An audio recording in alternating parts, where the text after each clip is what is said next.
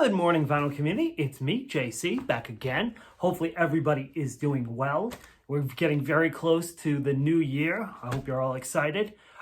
Before we get started, if you like my videos, please remember to hit the like and subscribe button. And if you smash that little bell, you'll be notified every single time I drop a video. So today we are going to talk about the Universal Music Group Fire, 2008 Fire, and how it's going to affect future record pressings and record collecting. So for those of you who don't know, in 2008, in the early morning hours, a fire broke out in Universal Studios, California. Now, this is the same Universal Studios that houses the theme park. It's the same Universal Studios with the backdrop where they film the movies. And in this fire was the most devastating music loss, they say, of all time. I did take some notes.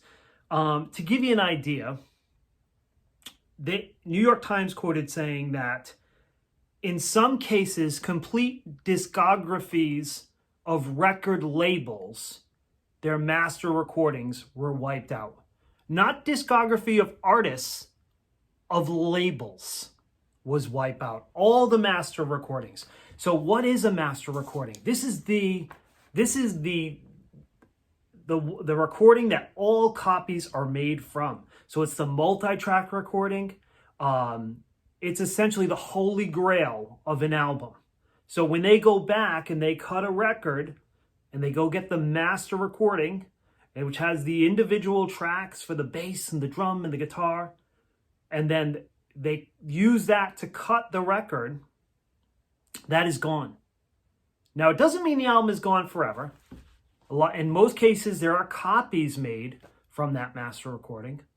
And especially in the later recordings, in the mid-'80s, a lot of artists switched to digital recordings and they weren't on master tape.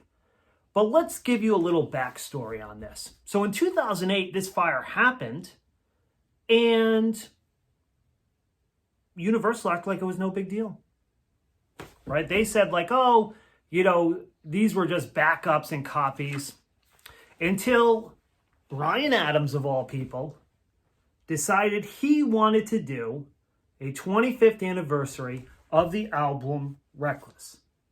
So you guys know this album. It's a classic album. And he contacted his record label to get the master recordings and all the extra songs and demos and things that didn't make the album so he could make a deluxe box set. Well, guess what happened, guys?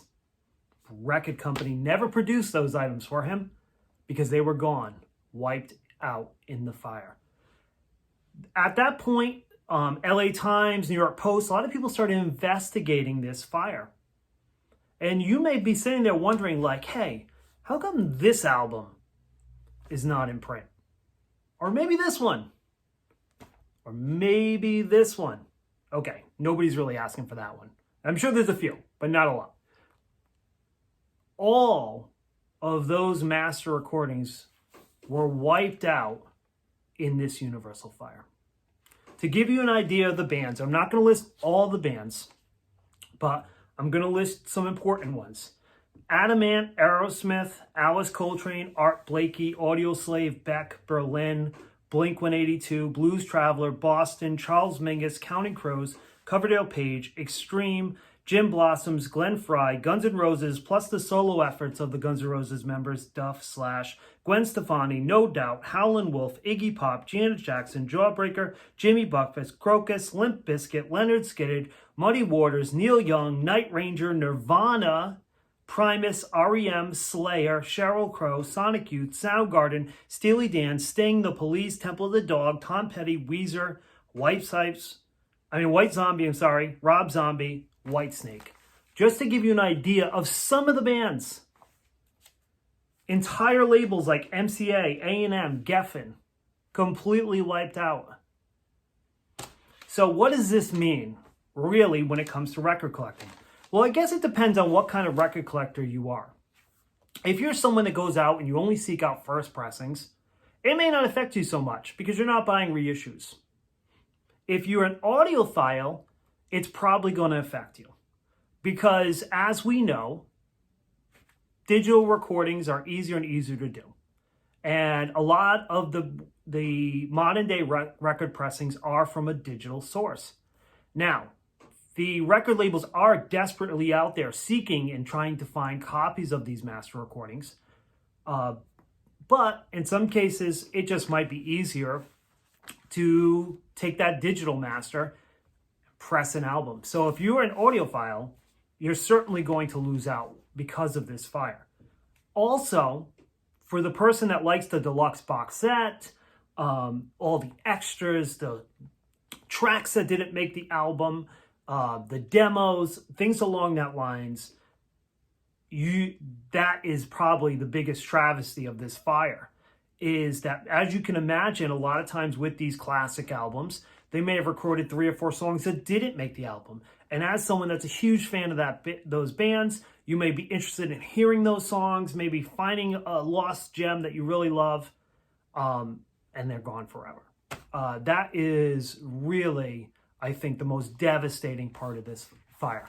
So how's it going to affect record collecting in the future? My personal opinion, since most records are becoming digitally sourced, and you see it more and more every day, it may not affect it to a lot of people. So people that don't care if it's digitally sourced or analog, I am sure that there are digital copies of these backed up all over the world that are going to allow them to continue to make record pressings. But if you're an audiophile, if you like the mobile fidelity pressings, the analog production pressings, it does make it much more difficult for the record companies because they're out there trying to find these multi-track recordings. Hopefully they're living in a warehouse somewhere else and they can find them and we can still get analog copies of these albums. But as they said, in most cases, they may have backups of those albums, but you're probably not going to get backups of all the extras that Mr. Bryan Adams wanted to put on his deluxe box set. So it's a huge loss for the music industry, and I think that it kind of went under the radar. Here's an interesting fact, one last interesting fact, because I love the Universal Studio monsters. When this fire broke out, to help put it out, they used the water in the lake that they filmed Creature from the Black Lagoon.